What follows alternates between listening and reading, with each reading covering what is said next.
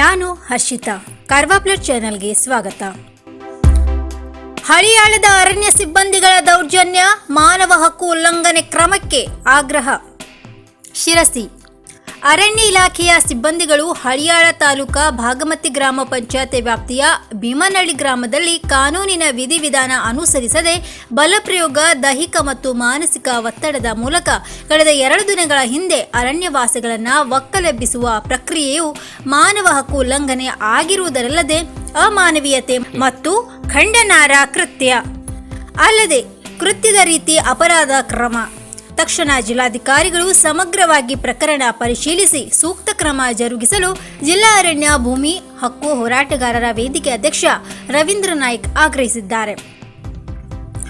ಉತ್ತರ ಕನ್ನಡ ಜಿಲ್ಲೆಯ ಹಳಿಯಾಳ ತಾಲೂಕಿನ ಭಾಗಮತಿ ಗ್ರಾಮ ಪಂಚಾಯತಿಯ ಭೀಮನಹಳ್ಳಿ ಗ್ರಾಮದಲ್ಲಿ ಅರಣ್ಯ ಅಧಿಕಾರಿಗಳು ಅರಣ್ಯವಾಸಿಗಳ ಮೇಲೆ ದೈಹಿಕ ಬಲಪ್ರಯೋಗ ಮೂಲಕ ಕಾನೂನು ವಿಧಿವಿಧಾನ ಅನುಸರಿಸದೆ ಅರಣ್ಯವಾಸಿಗಳ ಮೇಲೆ ಕ್ರೂರ ವರ್ತನೆ, ಮಹಿಳೆಯರು ಧರಿಸಿದ ಬಟ್ಟೆ ಅಸ್ತವ್ಯಸ್ತಗೊಳಿಸಿ ರಕ್ತ ಬರುವ ರೀತಿಯಲ್ಲಿ ಬಲಪ್ರಯೋಗ ಮೂಲಕ ಒಕ್ಕಲೆಬ್ಬಿಸುವಿಕೆ ಮಾಡಿರುವ ವಿಡಿಯೋವನ್ನು ಶಿರಸಿಯ ಜಿಲ್ಲಾ ಅರಣ್ಯ ಭೂಮಿ ಹಕ್ಕು ಹೋರಾಟಗಾರ ವೇದಿಕೆ ಕಾರ್ಯಾಲಯದಲ್ಲಿ ಪ್ರದರ್ಶಿಸುತ್ತಾ ಮೇಲಿನಂತೆ ಹೇಳಿದರು.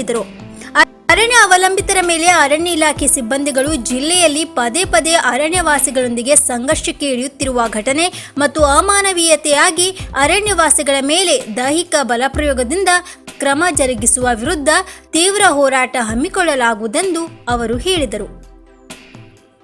ಕದ್ರಾ ಪವರ್ ಕಾರ್ಪೊರೇಷನ್ ಮತ್ತು ಅರಣ್ಯ ಪ್ರದೇಶದ ವ್ಯಾಪ್ತಿಯಲ್ಲಿ 160ಕ್ಕೂ ಮಿಕ್ಕಿ ಆರ್ಥಿಕವಾಗಿ ದುರ್ಬಲರಾಗಿರುವ ಗೌಳಿ ಸಮಾಜ ಅರಣ್ಯವಾಸಿ ಕುಟುಂಬವು ಅನೇಕ ವರ್ಷದಿಂದ ಭತ್ತ, ಗೋಜೋಳ, ಕಬ್ಬು ಮುಂತಾದ ಅಲ್ಪಾವಧಿ ಬೆಳೆ ಸಾಗುವಳಿ ಮಾಡುತ್ತಿದ್ದು ಅರಣ್ಯ ಹಕ್ಕು ಕಾಯ್ದೆ ಅಡಿಯಲ್ಲಿ ಅರ್ಜಿ ಸಲ್ಲಿಸಿದ್ದು ಅಸಮರ್ಪಕವಾದ ಜಿಪಿಎಸ್ ಕಾರ್ಯ ಜರುಗಿರುವ ಹಿನ್ನೆಲೆಯಲ್ಲಿ ಅರಣ್ಯ ಸಿಬ್ಬಂದಿಗಳು ಕಾನೂನಿನ ವಿಧಿವಿಧಾನ ಅನುಸರಿಸದೆ ಅರಣ್ಯವಾಸಿಗಳ ಮೇಲೆ ಆಕ್ರಮಣಕಾರವಾಗಿ ಪುರುಷ ಅರಣ್ಯ ಸಿಬ್ಬಂದಿಗಳು ಅನಕ್ಷರಸ್ಥ ಮಹಿಳೆಯರ ಮೇಲೆ ದೈಹಿಕ ಬಲಪ್ರಯೋಗವಾಗಿ ವರ್ತಿಸಿರುವ ಘಟನೆ ವಿಡಿಯೋದಲ್ಲಿ ದಾಖಲಿಸಲ್ಪಟ್ಟಿರುವುದು ಆಘಾತಕರ ಎಂದು ರವೀಂದ್ರ ನಾಯ್ಕ್ ಹೇಳಿದರು.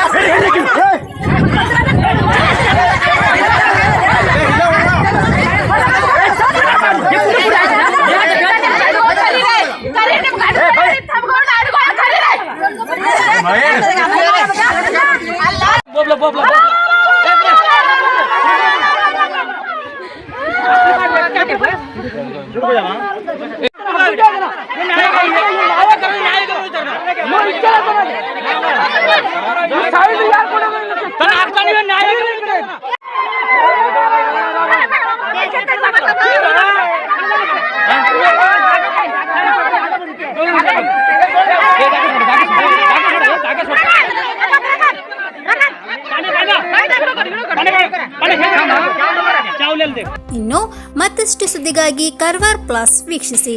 ನೀವು ಯೂಟ್ಯೂಬ್ ಅಲ್ಲಿ ನೋಡ್ತಿದ್ದೀರಿ, ಸಬ್ಸ್ಕ್ರೈಬ್ ಮಾಡಿ, ಬೆಲ್ ಐಕಾನ್ ಕ್ಲಿಕ್ ಮಾಡಿ. ಧನ್ಯವಾದಗಳು.